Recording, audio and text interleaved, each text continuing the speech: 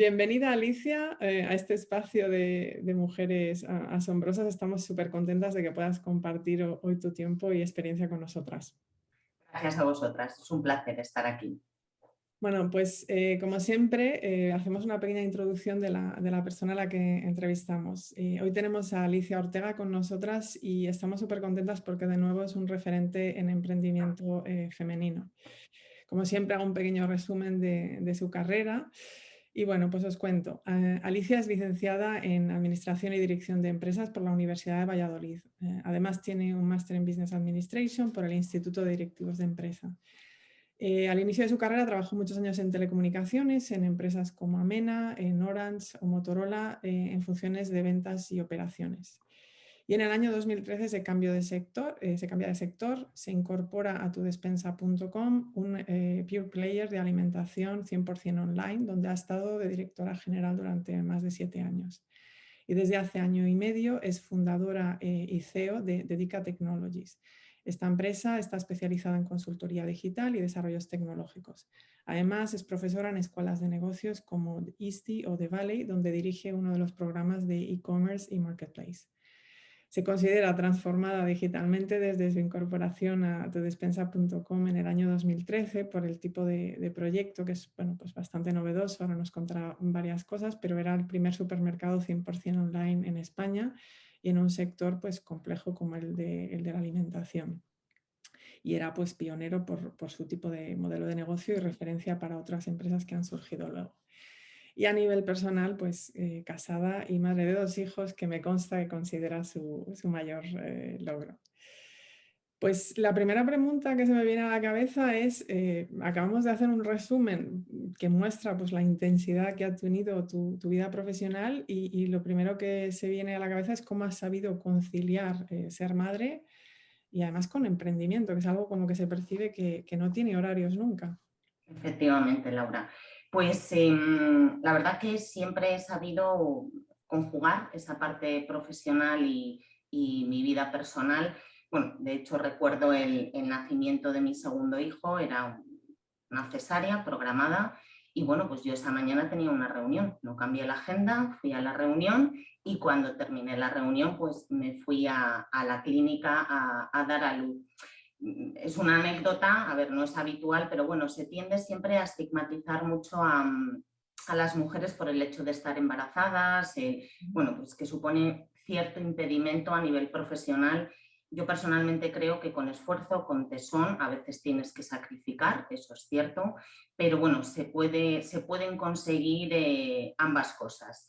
Requiere esfuerzo adicional, por supuesto, por cada una de nosotras, sobre todo si quieres que tu carrera profesional no se pare, no se bloquee, seguir aprendiendo, seguir creciendo profesionalmente, incorporas hijos en tu vida y bueno, pues son elementos que tienes que saber conjugar, pero mi mensaje es que se puede y que no seamos nosotras mismas las que nos lastremos profesionalmente. Bueno, sin duda es un gran ejemplo de conciliación y que inspirará a los que estén escuchándonos. Es también poco frecuente ver una carrera profesional de una persona que ha trabajado muchos años por cuenta ajena y hacer este salto al emprendimiento. ¿Cómo surge esto en tu vida? ¿Qué es lo que hace que te lances? Bueno, se dieron una serie de circunstancias propicias para ello. Con mi salida de Tudespensa, luego hablaremos de qué ocurrió con la empresa.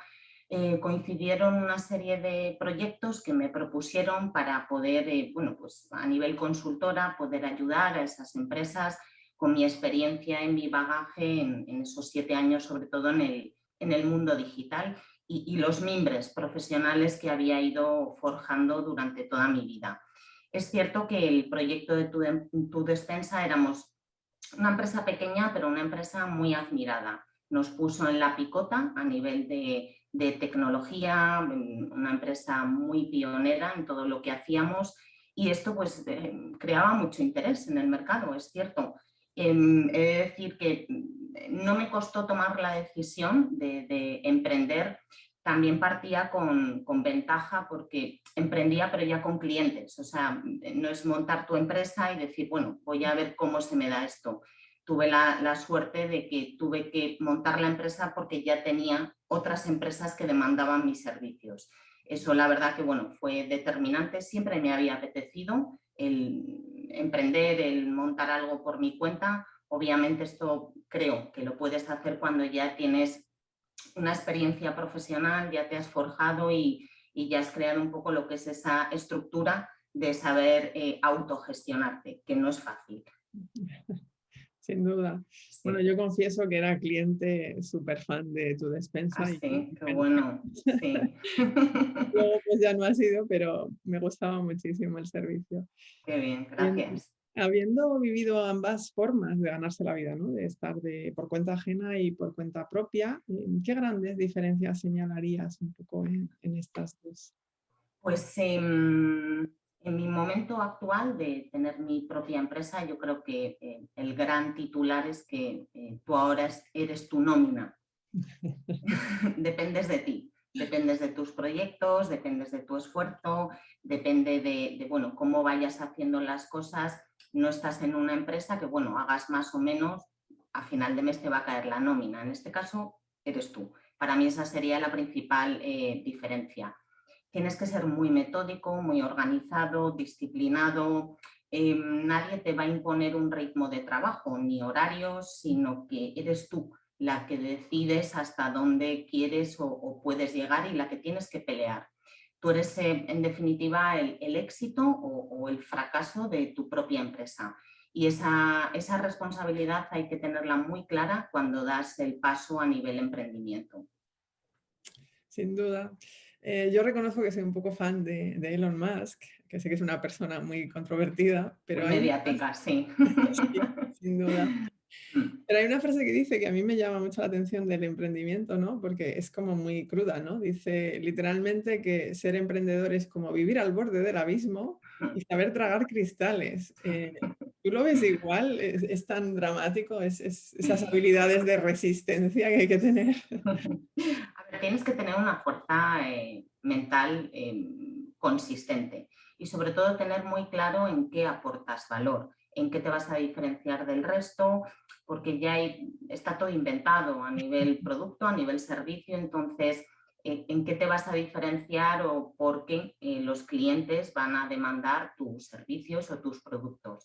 Y sobre todo es muy importante el haber dejado una buena huella profesional, que tengan buenas referencias sobre ti en el mercado y sobre todo confianza. Yo siempre digo que la confianza es 0 o 100 y el 98 es 0, con lo cual tienes que haber sido capaz de crear ese camino profesional que el día de mañana la gente pueda y quiera recurrir a ti. También es cierto que tienes que pensar cuando eres emprendedora, cuando tienes tu empresa, a 6 meses vista mínimo. Lo que tienes, lo de mañana, lo de la semana que viene o lo del mes que viene, ya tiene que estar cerrado, ya tiene que estar hecho. Esa sería un poco la línea del abismo que dice Elon Musk y ser capaz de ir abriendo esas futuras oportunidades, ese funnel y sobre todo esos clientes que has conseguido. Cuesta mucho conseguir clientes, entonces una vez que los tienes, ganarte su confianza, demostrarle que realmente les puedes ayudar para los servicios que te han contratado y saberlos mantener, dedicarles tiempo. No solamente es trabajo, sino que al final tienes que generar una relación.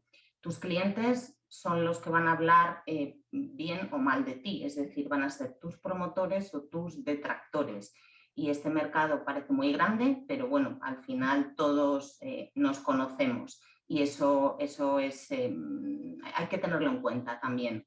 En el mundo digital hay muchas necesidades. Parece que cada empresa tiene la suya, pero yo dentro de los clientes que gestiono, que tengo en mi empresa, al final las necesidades confluyen mucho de unos u otros, independientemente se dediquen a alimentación, a retail, a la vertical que sea, pero tienen prácticamente las mismas necesidades. Siempre profesionalmente yo siempre he dicho que las relaciones, sobre todo ya a gente que tenemos cierta edad o tiros pegados, las relaciones hay que mantenerlas, las relaciones profesionales que vas adquiriendo a lo largo de tu vida es esa gente que tiene una buena referencia de ti y gente a la que en un momento dado puedes recurrir como amigo, como amiga, a tomarte un café, a contarle en qué estás metido en estos momentos. Y siempre esa conexión, o a mí personalmente, me ha traído buenos réditos. Yo soy de las que invierto en mis relaciones personales y profesionales. También me preocupo por la gente y siempre que he podido les he ayudado, les he tendido una mano. Bueno, eso es importante, me llama la atención porque el tema de las mujeres y el networking ha surgido varias veces, ¿no? Como algo que a lo mejor le prestamos un poquito menos de atención y sin embargo es una gran recomendación que oigo muchas veces de mujeres como tú. Sí, sí, cierto, totalmente. Tienes que verlo como una inversión, no como una pérdida de tiempo. Oye, pues levanto el teléfono, llamo a una persona con la que estuve trabajando o un cliente de otra compañía y te tomas un café, te preocupas, dedicarle tiempo en ese aspecto, creo que es muy beneficioso. No hay que olvidarse, no hay que ir solamente al cliente que me está dando de comer ahora, perfecto, pero es que hay clientes o otras empresas que has podido gestionar que si le dedicas un poco de atención, seguro que en algo puedes ayudarles. Me hace pensar también en cuando imagino tu figura, ¿no? Como CEO y emprendedora, que a veces cada uno le damos importancia inevitablemente más a una cosa que está más ligada a nuestra trayectoria profesional o nuestra formación. ¿Qué quiero decir? Que si, por ejemplo, pues tienes una formación de ingeniero, pues dices, bueno, la tecnología es lo más importante en la empresa. A lo mejor has estudiado empresariales y estás más pensando en aspectos más financieros, ¿no? Otros, yo qué sé, marketing y ventas. Ser emprendedor es como ser una supermujer o un superhombre que tienes que saber de todo. ¿Cómo gestionas esto? A ver, ser expertos en todo, Laura, es imposible. Sí que es cierto que tú como empresaria, emprendedora, tienes que tener esa visión 360 de todos los ángulos de la compañía, tanto la parte tecnológica, financiera, todo. Tienes que tener ese prisma o ese pequeño conocimiento de qué implicación tiene cada área de actividad. Siempre hay gente que trabaja para ti, que sabe más que tú en alguno de los campos, por supuesto, y es gente en la que te tienes que apoyar y gente con la, bueno, a mí me gusta escucharles, me gusta aprender, adquirir conocimiento, sobre todo para defender determinadas posiciones. Al final, un poco en tu empresa, tú eres el ingeniero que tienes que comprender que esa tecnología que vas a desarrollar tiene impacto en la cuenta de resultados, en la P&L de la compañía, y también tienes que ser el financiero que tienes que entender que hay que invertir en tecnología, que lo veas como una inversión, no como un gasto. Es un poco un mix de todas estas funciones. Bueno, un desafío, pero sin duda súper enriquecedor. Sí. Otro aspecto que puedo imaginar que no debe ser nada fácil cuando emprendes es crear equipo. Es decir, que cuando tú eres el fundador y te animas, estás asumiendo un cierto nivel de riesgo. Pero crear una empresa en sus inicios y buscar a gente que trabaje por cuenta ajena que a lo mejor pues, no lo ve estable o no tienes la certeza de hasta dónde va a llegar el proyecto, es fácil. ¿Cómo consigues crear un equipo en este contexto?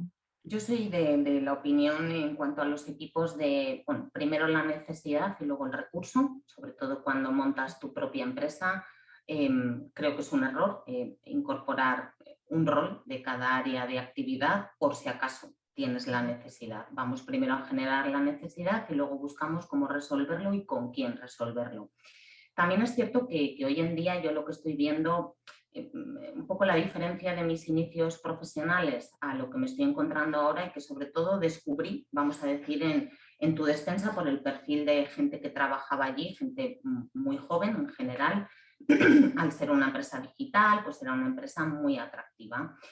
Todo esto está cambiando desde el punto de vista de que cada vez las generaciones de gente joven, millennials incluso por debajo de los millennials, están cada vez más acostumbrados a trabajar por proyectos. Son excelentes profesionales que bueno, pues son capaces de compatibilizar varios proyectos o varios trabajos a la vez. En mi caso concreto, dentro de Dedica, cuento con un excelente grupo de colaboradores, todos externos, pero que cubro todas las necesidades de proyectos que yo presento o que tengo con mis clientes. Obviamente yo no llego a todo, pero trabajo en ese formato y no me he encontrado limitaciones o problemas a la hora de encontrar un perfil específico para una necesidad concreta. Siempre hay alguien. Es curioso. En nuestra época, pues, oye, tú tenías un contrato con una empresa que era la que te pagaba la nómina y eso era a sangre. O sea, y es más, si hacías otra cosa fuera, a mí no se me ocurría, pero porque si te lo proponían te parecía muy poco honesto, decir, pero ¿cómo voy a hacer yo esto si la empresa que me paga la nómina a día de hoy es esta? Pero a día de hoy todo eso ha cambiado, no, sobre todo la gente joven van por el camino de trabajar por proyectos. Yo siempre digo que la gente joven, los que me escuchen a lo mejor me critican, son más románticos que ambiciosos. Al final tienen una serie bueno, pues han construido su vida y tienen una serie de prioridades que muchas veces no son las profesionales. Que no me malinterpreten, no es que no quieran trabajar, sino que, bueno, valoran más otros factores externos, familiares, sociales, el deporte, todo eso les tiene que entrar dentro de su ecuación profesional y luego está el trabajo. Nuestra época era diferente, era nuestro trabajo y luego ya veo si puedo hacer el resto bueno, pues aficiones o puedo dedicarle tiempo a otras cosas. Es diferente y no son peores profesionales, son creo que más eficientes muchas veces que a lo mejor lo que éramos nosotros. También ha cambiado mucho pues ahora con todo esto del teletrabajo, la capacidad de disponer un poco más de tu tiempo o organizar mejor tu tiempo. Y yo creo que esto ha venido ya no solamente por el tema de la pandemia, sino por el espíritu de estas nuevas generaciones. Nos están haciendo cambiar a muchos de nosotros y ellos vienen con esa carrera profesional y esos valores personales que no están dispuestos a perder ni a sacrificar. Muy interesante esta reflexión, ¿no? De los cambios, un poco de paradigma, ¿no? Con las generaciones y el trabajo. Sí. Lo que me hace pensar un poco también, cuando eres general, si me permites la analogía, ¿dónde tienes que estar? ¿Delante o detrás de tus tropas? Pues yo creo que junto a ellas, acompañándolas siempre, reforzándolas y dándoles la mano cuando se caen y ayudándoles un poco a construir su trabajo o su camino profesional. Yo recuerdo en Tu Despensa, una empresa que éramos 45 empleados, y bueno, muchas necesidades previstas e imprevistas. Entonces, en las imprevistas, a mí me daba igual la posición que yo tuviera, pero si había que ir a hacer picking o preparar pedidos al almacén, allí me iba. O si había que, no sé, recuerdo una anécdota que tuvimos con un acuerdo con unos gimnasios, había que llevar unos globos hinchados. Bueno, pues en el equipo de marketing se dedicó a hinchar globos. O sea, tienes que ser capaz un poco pero te tienen que ver a ti también que colaboras en ese tipo de tareas. O sea, no, se ha cambiado mucho también no, yo tengo este rol, de aquí no me salgo. Entonces tienes que ir con ellas acompañándolo y sobre todo en empresas digitales, en empresas pequeñas, en startups, tienes que ir con la mentalidad de que tienes que hacer prácticamente de todo. También es cierto que eso une mucho a los equipos, pero como decía, te tienen que ver a ti hacerlo, te tienen que ver a ti remando para que el resto se anime y arrime el hombro cuando hace falta. Me hace pensar un poco también, y sé que es un cliché y un estereotipo obviamente y que depende de la persona, ¿no? Pero cuando es tu propia empresa y tu propio capital, que la sensación obviamente de riesgo es más fuerte, es fácil recibir feedback de otras personas y cosas que a lo mejor no están en tu línea mental. O se cae un poco a veces en esto es mi empresa y se sigue mi dirección o mi visión. No, yo creo que no. Tienes que estar siempre sujeto y abierto a todo tipo de comentarios. no hay comentarios malos, o sea, yo creo que son comentarios constructivos, pues, comentarios de mejora, bueno, pues si te has equivocado en algo, ¿qué prefieres? ¿Que perder al cliente o escuchar su crítica y mejorar? Yo soy de la opinión de que el que se queja o te manifiesta una queja, en el ámbito de clientes, esto lo vivíamos mucho en Tu Despensa y lo traslado a mi vida profesional actual. El cliente que se queja es el cliente que quiere seguir contigo. El que no se queja te abandona. Entonces tienes que estar siempre con la mente abierta, tanto de los clientes como de los colegas, de homólogos, de gente del sector, que te den esa serie de recomendaciones. No creo que estemos en un punto de sociedad ahora mismo de comentarios ofensivos o destructivos, no. Yo soy de, oye, si alguien me dice algo, me da una recomendación, prefiero escucharla que enfrentarme o generar una discusión por ello. Entonces, cuando recibes feedback como CEO, ¿cómo lo gestionas? Porque a veces, precisamente, casos que decías de Tu Despensa, no digo que sean maleducados, pero pueden ser opiniones duras, Sí. difíciles un poco de procesar.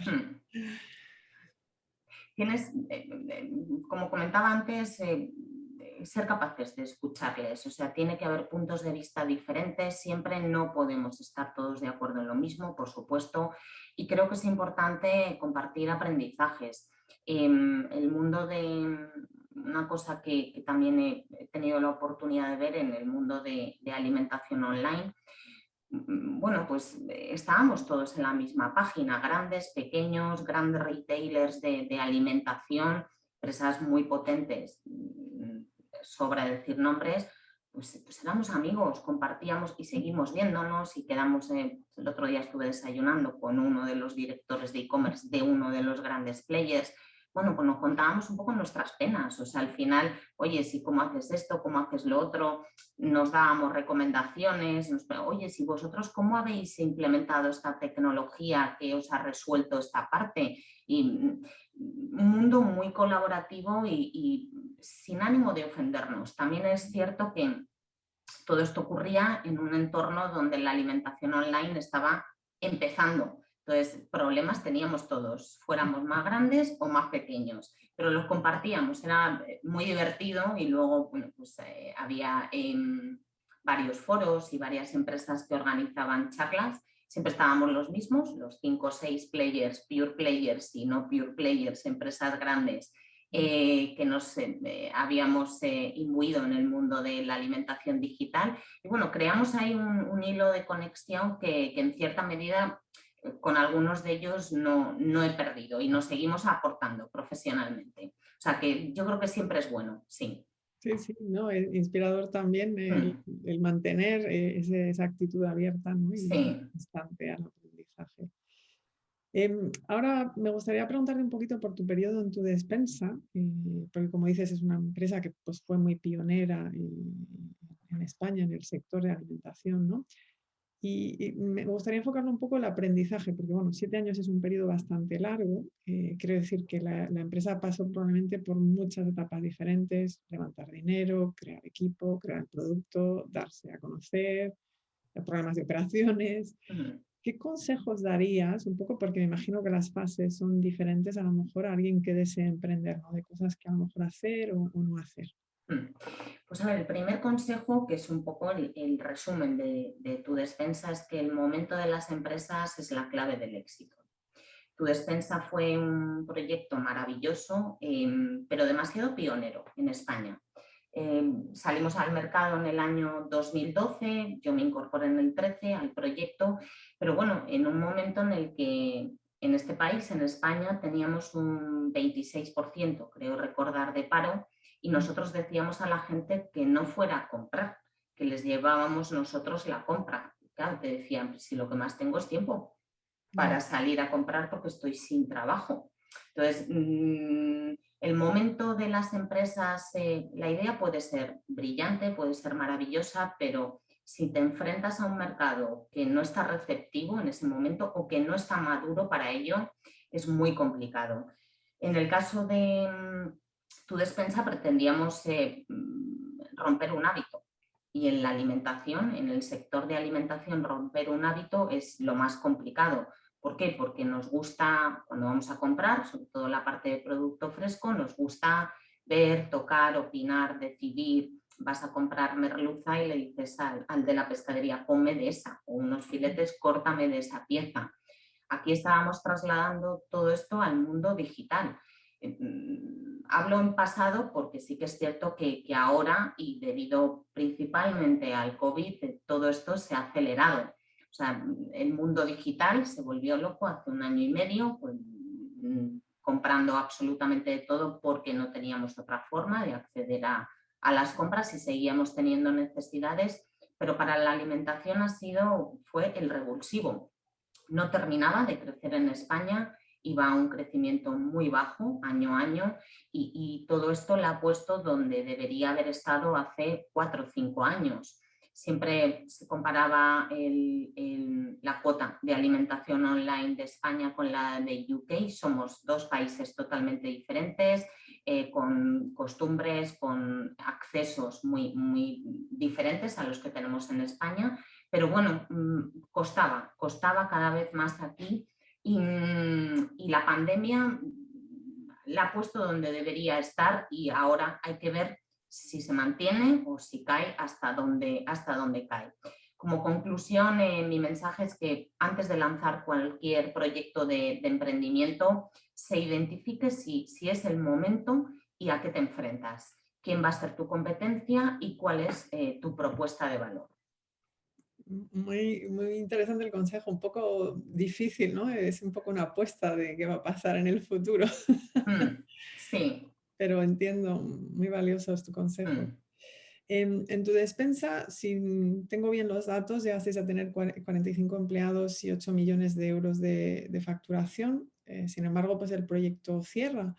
¿Qué aprendizajes compartirías de esta experiencia? Porque, bueno, imagino que es difícil pasar por ella. Sí, bueno, efectivamente no se estudia en ningún sitio cómo gestionar el ceste de actividad de una empresa y bueno, pues yo es una experiencia que he tenido que vivir, una experiencia amarga, pero una experiencia profesional muy enriquecedora también. Y de tu despensa, o sea, me quedo con el aprendizaje llevado por un lado a el emprendimiento, lo que hablábamos en la pregunta anterior de hay que tener muy claro cuál es el momento de las empresas antes y cuál es el momento del mercado. Cambiar hábitos es muy complicado. Y por otro lado, mi gran aprendizaje, pues esa inmersión que he tenido en el mundo digital. Sin tu despensa hubiera sido complicado. Te vas formando, vas haciendo cursos, pero sin estar en el barro, como digo yo, y enfrentarte a ello día a día, es muy complicado que yo personalmente hubiera llegado a tener los conocimientos digitales que tengo a día de hoy. Conocimientos digitales no me refiero a disciplinas digitales, herramientas digitales, también sabes las que son, pero sobre todo esa estrategia de un modelo de negocio digital. Se suele decir que en Estados Unidos las empresas justamente que llegan a cerrar se valoran muy positivamente en experiencia en aprendizaje. Mi sensación es que en España esto no sucede tanto. No sé si compartes la opinión y ¿por qué crees que pudiera ser esto? Yo creo que esto sucedía antes, pero no ahora. Y te voy a decir por qué, Laura, porque de unos años a esta parte el mercado ha cambiado mucho, el formato de las empresas, la revolución de las startups y se dice que creo que más o menos un 80% de las startups que se lanzan al mercado fracasan. El porcentaje me parece muy alto, la verdad, pero es cierto que muchas terminan no teniendo éxito, corto, medio o largo plazo. Desde que esto está pasando y el mercado lo asume y las personas lo asumimos, ya no se ve tanto como esta persona trabajaba en una empresa que ha cerrado. Por lo que comentaba con anterioridad, el momento de la empresa, esos cambios de hábitos, él no ha sabido poner una buena propuesta de valor encima de la mesa que los clientes han valorado positivamente, y lo que sí que se valora son los proyectos, la tecnología, los modelos de negocio, y eso está cambiando en España. Por suerte, puedo hablar del ejemplo de Tu Despensa. Oye, después de los años en los que estuvimos trabajando ahí, quien más, quien menos, les costó relativamente poco tiempo volver a trabajar. Es curioso, muchos proveedores que eran nuestros de Tu Despensa contrataron a parte del equipo. ¿Por qué? Porque querían dar ese paso al digital. Y luego competencia, empresas de alimentación online o mixtas también, empresas grandes, contrataron a la gente. Es curioso, o sea, un poco la reflexión del principio de éramos pequeños, pero bueno, pero muy, muy apetecibles. Habíamos hecho cosas muy chulas y que la gente quería, valoran a las personas. Y volviendo un poco a la pregunta, yo creo que por este mundo de startups y de agilidad empresarial que hay ahora, no te ponen la cruz si vienes de una empresa que ha cesado su actividad, ha cerrado o la ha comprado otra empresa. Es también muy, muy alentador como, Mm. como comentario.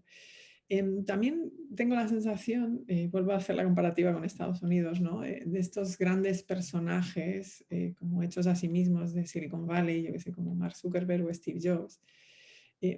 ¿Estas personas se las mitifica un poco, en tu opinión, o también hay aprendizajes reales que sacar de sus carreras? Pues yo creo que hay aprendizajes. A mí me parecen admirables lo que han hecho, lo que han conseguido muchos de ellos, cada uno en su territorio, pero han sabido aportar al mundo lo que demandaba, o han sabido generarnos una necesidad que no teníamos y nos hemos ido de cabeza a por ella, que es también muy complicado. O sea, otra cosa es que demandes algo y haya una empresa que te lo pone en bandeja, pero otra cosa es que no tengas esa necesidad, pero sí sean capaces de generártela. Yo incluiría en esta lista que has comentado a Jack Ma, el fundador de, fuera del contexto de Silicon Valley, el fundador de Alibaba. Creo que tiene más mérito por el país en el que ha sido capaz de llevar a cabo todo lo que ha ejecutado, un país mucho más hostil para todo este tipo de empresas y bueno, pues todo este tipo de emprendimiento. Y creo que sí que surgirán más Jack Ma, más Zuckerberg, más Elon Musk, estoy convencida. Y sobre todo en el mundo este tan rápido en el que estamos ahora, y con estas nuevas generaciones que van a ser capaces de producir y ser eficientes desde cualquier rincón del mundo. Me hace también pensar que hay estadísticas, había leído un documento del Observatorio de Igualdad, en que el 43% de empresas en España están creadas por mujeres, y en el mundo este de startups, ¿no? de levantar capital, solo el 20%.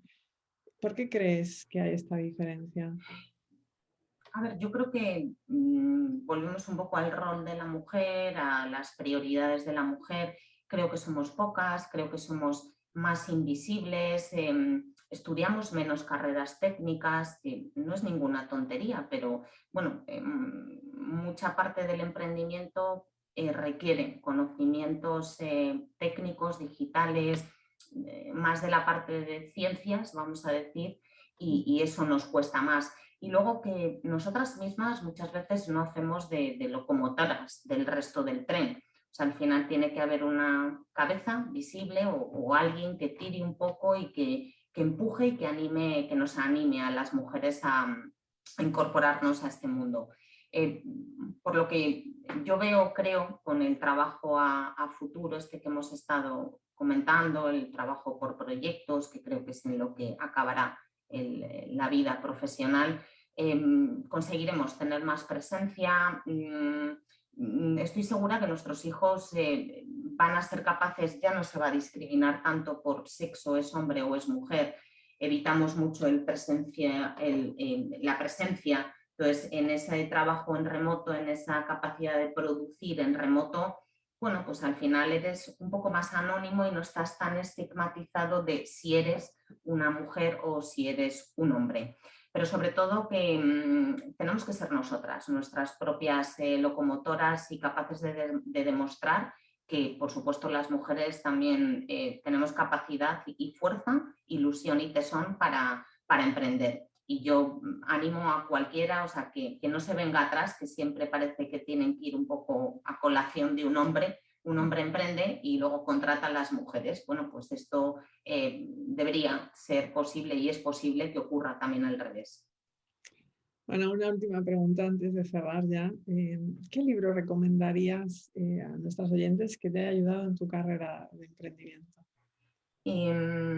Más que ayudarme en el emprendimiento, me han ayudado a entender un poco mejor el mundo empresarial y la mente de los consumidores. Diría dos. El primero, Blue Ocean Strategy, muy curioso, un libro bastante conocido en el que, bueno, pues se ve cómo dentro de ese océano azul está todo inventado, pero cuál es tu apuesta de valor. Uno de los ejemplos que habla el libro es el Circo del Sol. Bueno, ahora no es un buen momento para ellos, pero el circo estaba inventado, cómo fueron capaces de huir del tema animal, de un poco los estándares y convertirlo en lo que lo convirtieron para ser totalmente diferentes y triunfadores. Y luego también que lo he leído recientemente, el de Hackeando el cerebro de tus consumidores, de Cortizo, que además le conozco y da clases conmigo. Muy curioso también, sobre todo por esas explicaciones de cómo somos capaces de influir en la mente de nuestros consumidores, todo esto en el mundo digital. Bueno, nos quedamos con dos libros para lectura. Muchísimas gracias, Alicia, por tu tiempo, todos los consejos, tu franqueza. Hemos aprendido muchísimo contigo y sin duda va a inspirar a muchas mujeres que te vean. Muchas gracias a vosotros, ha sido un placer.